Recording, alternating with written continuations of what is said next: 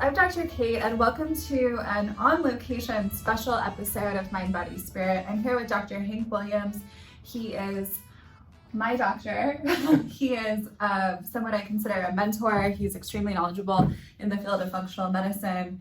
He is a kidney transplant survivor twice, correct? Recipient. Yeah. So I said it wrong, but Dr. Hank is going to tell you more about that. I'll let you take it away. Hi, again, I'm Dr. Hank Williams, and we're here in Laguna Beach in my office, and can't see it, but I actually have a great ocean view from this room. He's very humble. So. I was a Navy search and rescue diver, and I lost my kidneys in the Gulf War due to an autoimmune disease. Basically, the oil in the water, the smoke from all the oil fires, and whatever chemical weapons and that were being used in the scuds that were blown up. Plus, the military put amalgams in my mouth. I got vaccinated. Silver fillings. Yeah, silver Vaccinated fillings. for anthrax, Vaccinated right? for all kinds of stuff. Which is a special type of, that's not a vaccine that a lot of people get, right? So. Yeah, so got an autoimmune from overexposure to heavy metals, chemicals, and smoke, oil, petroleum. So shut my kidneys down, and I just got my second transplant a couple years ago. And just everything I've learned is to make myself be here. So now during this very unique time with COVID, we're talking a lot about immunocompromised people. Right. And that could be someone who has something like an autoimmune disease or other types of diseases that affect younger people. Diabetes, heart condition, transplants. Okay, but in your case, you are someone who's actually taking immune suppressing medication because you just recently had this transplant within a certain. Can you talk more about that? Yeah, so I'm on a few different rejection meds to keep my body from attacking the kidney that they transplanted into me. So it does drop your immune system, but I also have the belief that people go, oh, you're taking vitamin C, vitamin D, and these things. Well, I have a belief that if you're taking certain natural things, the body's smart enough to use them the correct way without interfering, going after my kidney and doing that. So I take like vitamin C, vitamin D, iodine, just certain things to boost the immune system. I get adjusted to modulate my immune system. Acupuncture, I use infrared sauna, my light stem bed. So those are just some of the things that I do to make myself healthy. And I normally don't eat a lot of fruits, but I have been eating some more apples, oranges, bananas, and things like that. But that could be because you're doing a parasite cleanse. That too.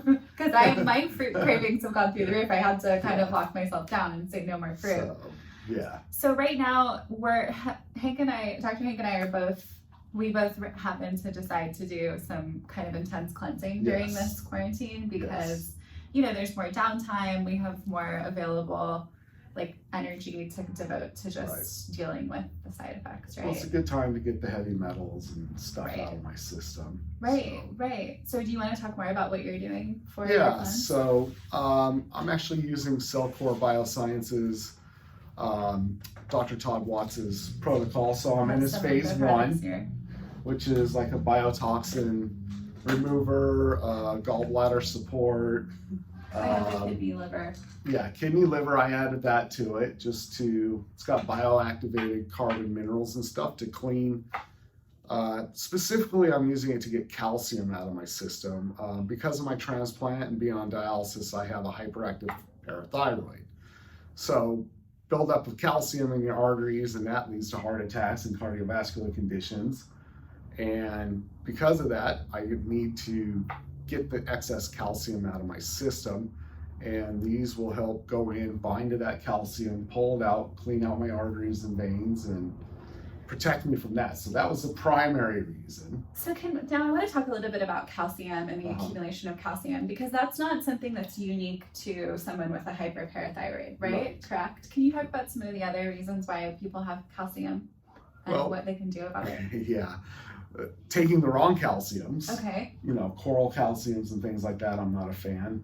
I'm more a fan of your natural calciums like calcium lactate and that, citrate. Or what about the role of magnesium and calcium? Well, not enough magnesium in the system to balance out your calcium will build up calcium in your arteries and veins and tissues.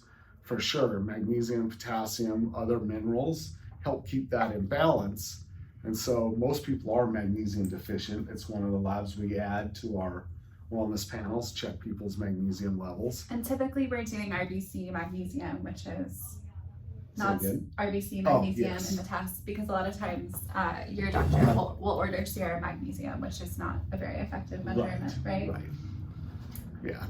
And the other thing that we do is I switch my magnesium. Okay. So once a month I switch. I go from malate to citrate to rotate them, because we know from research that you don't want to just keep taking the same magnesium. And we've seen that magnesium malate tends to be one that has less effect on GI motility. Right. It tends to be the more energizing magnesium. Might be a good one to take during the day. Whereas if you're someone who's taking magnesium more for GI motility and sleep, citrate or glycinate, or perhaps like a topical magnesium chloride or oil, right, or a magnesium chloride bath, it tends to help with both of those things without too much GI side effects. Okay, so we're getting off topic, but we're going to go back to talking about the detox. So I am also doing the Cellcore Biosciences Parasite Cleanse, and I've just been like amazed at how, I mean, I'm having a ton of side effects, not all great, and there's been some troubleshooting throughout that, because not everyone who does a parasite cleanse has bad side effects, right? And you found you've had to add DMSA. Well, I did a little bit. Well, we're not going to talk. Well, you had to use it. We'll talk about ways to troubleshoot heavy metals when they come up. But can you tell them, someone who doesn't have a lot of candida and doesn't have a lot of heavy metals, when they do a parasite cleanse, what will they have happen potentially? Well, just on experience with my patients and the pictures they send me. Depending on the type of parasites you have, they'll see them in the toilet when they come out. Sometimes they can be just small nematodes, a couple inches, to I've had patients send me pictures of ones that are 4, 5, and 6 foot long. So, and they use a pair of gloves to pull them out. How long do they have to take the parasite herbs to start having things like that happen? Typically, we run 4 to 5 cycles, and we do 10 days on, 5 days off. And the reason for that is the parasites, they lay eggs, and those won't come out of that shell if there's herbs or things in the system like wormwood that destroy them. They won't come out of the shell. So you have to have some days off to give them a chance to come out, and then you can kill them. So it becomes a cycle, and it takes a few cycles. Usually I tell people 90 days for the average person, but I've had patients take 6 months, and even as doing functional medicine natural, some of those patients we put on drugs to get rid of the parasites. Like once you get the pathogens to a certain state of weakness, then you go in with a more advanced, a strong pharma. And I'm sure, and we'll talk more about replenishing the gut after, because that's an important thing to talk about as well. But one thing is really cool is to talk about the full moon cycle with these pathogens, because you're talking about them laying eggs, and we actually know that happens a lot of times during the full moon, right? Can you talk about that? Well, people, depending on the type of parasite, I have people that, they can get vivid dreams, hallucinogenics, because they release certain toxins when you kill them, but definitely they become more active with the moon. I think it affects the water balance in our bodies, and the parasites get more active during that time. Right, because we know the full moon has this like profound effect on water, right? It's controlling the tides, and this sounds like witchcraft, right? But our bodies are mostly water. So it has an effect on them. And there are some studies that show that we have like more births and more deaths near the full moon, and that could be because of water. And I would say personal experience, after my transplants, before then I could sleep like a rock, but always around the full moon now, I don't sleep as good as I normally do. That's interesting. I'll be up and awake at different times during the night. But then once a couple days has gone past it, then I'm back to just being knocked out for the night. Right. Oh, that's so crazy. So it does have an effect on me. Yeah. And I've noticed it more since my transplant. So I don't know if that's kidney and water balance with that. It could be that your transplant made you like a better host for parasites, because you're taking all these pharma drugs. Exactly. And then the parasites are more active during the full moon. I mean, I've had people report things like more bloating near the full moon. There's even something that they call full moon syndrome, which could be related to like the female cycle. It could be related to parasite cycles. But anyways, and one thing I found, so a typical person who has a decent, healthy gut microbiome, so they're not having strong dysbiosis. They might do fine with parasite herbs and not have a strong die-off, because a lot of people are scared of the die-off, right? The bad reaction. Yes. Now, if you're somebody who has a lot of heavy metal toxicity, has a history of chronic mercury exposure, there's a very high chance that you also have candida. So you have potentially you've been on antibiotics, or you just have a heavy metal history, and you could have a lot of candida. So you start taking these anti-parasitic herbs that also affect candida. But candida will just flare and freak out, and it causes like brain fog and severe bloating and constipation. Constipation's a big issue. So we've been thinking about how to use heavy metal chelators during parasite cleansing, and that's one thing we like to use is CytoDetox. Yes. Do you want to explain how that works? So Cytos, different particles of clontemplide. Basically, they take zeolite and they fractionate it using heat.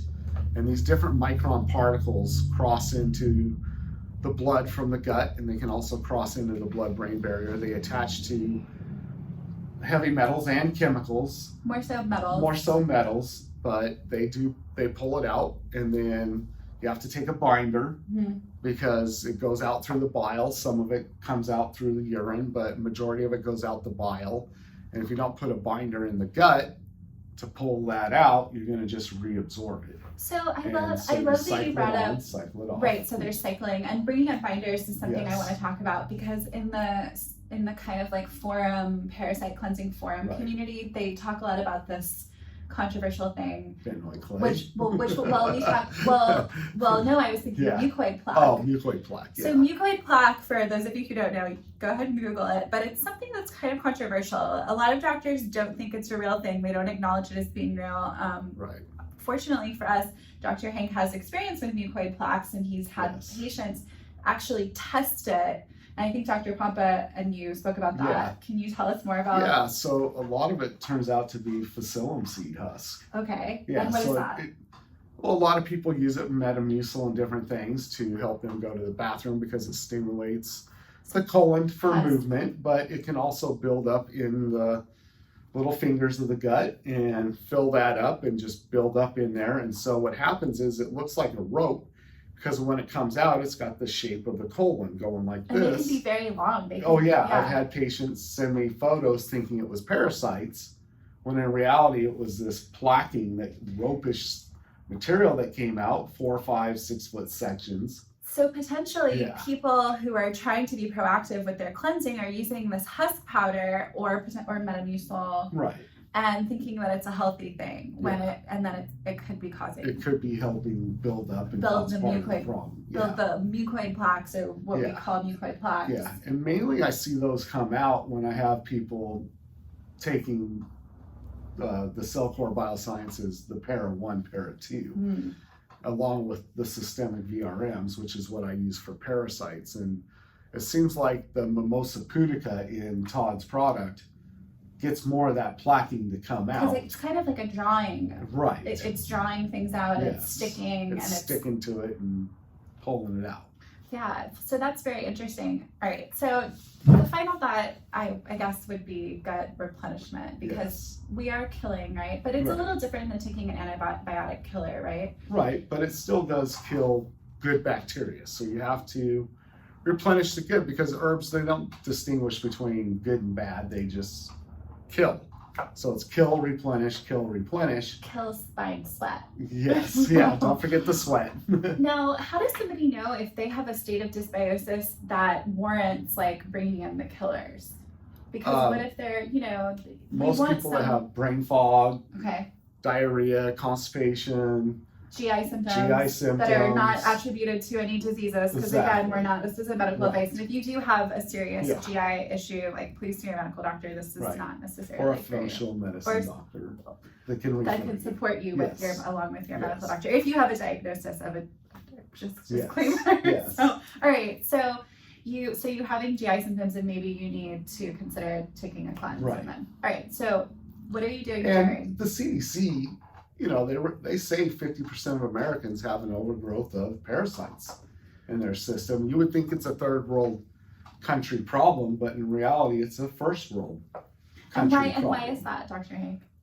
Not cleaning utensils, cutting raw chicken, sushi, other vegetables and things, not washing your stuff when you get it from the store. What about consuming undercooked meat? Well, that's the main problem. Undercooked meat, pork, and especially commercial, where they're feeding them, grains and inferior foods and sugars, and they're not walking around and moving, and they're giving them antibiotics, which destroys their own gut microbiome, allowing these bugs to grow up in them and go into their meats. Right, so we have basically unhealthy animals. We have unhealthy humans consuming those animals with high carbohydrate diets, with use of both antibiotics in the food chain and antibiotics from the doctor for growth hormones. Yeah. And I've heard in France, where the population consumes so much raw meat as part of their culture, that there's huge spikes in pathogens like T. gondii, which has been linked with schizophrenia. And well, they affect the brain for sure. Cysts in the brain. We know that the gut microbiome, there's healthy bacteria that make everybody, we think of depression and that being up here, but in reality, the majority of it's the gut and the thyroid. And the reason the gut's so important is there's bacteria that make our dopamine and serotonin. If we don't have those proper bacteria, then our brain does not have the raw materials to work with. I'm really glad you brought that up, because we were just talking off camera about the Neurobiotics that Dr. Shane Morris has developed for systemic formulas and as part of the Human Microbiome Project. Can you talk about that Neurobiotic and how it affects the vagus nerve? So it was a product that Systemic developed that worked amazing. And what it does is it attaches to the vagus nerve and help the brain regulates serotonin and dopamine, mainly dopamine. But they actually had videos they showed us of how it attaches to the vagus nerve, sends signals to the brain. And this probiotic, basically, they named Neurobiotic. Shane developed it over 10, 15 years. They don't sell it right now. It's too expensive to maintain and keeping it alive to get in the body. But when we had it, I had tons of patients with depression, and we would start them on this, and within weeks their depression would go away. So part of the issue is that the vagus nerve is maybe not conducting the right neurotransmitter activity. And then in addition, it can also be having a negative effect on GI motility, which it's in charge of that smooth muscle. So if it's not performing its job, you're having more constipation, which means you're having more retention of food for pathogens in the gut, which allows the pathogen population to grow. And it's kind of a vicious cycle. And then that's all compiling and affecting your brain. And then if you have heavy metals, it can be affecting mineral derangement, could be affecting lithium, could be affecting methylation, It's all so important, It's brain gut access. Well, you just took some. I just took some, but I don't want to boast too much about this product that's not available.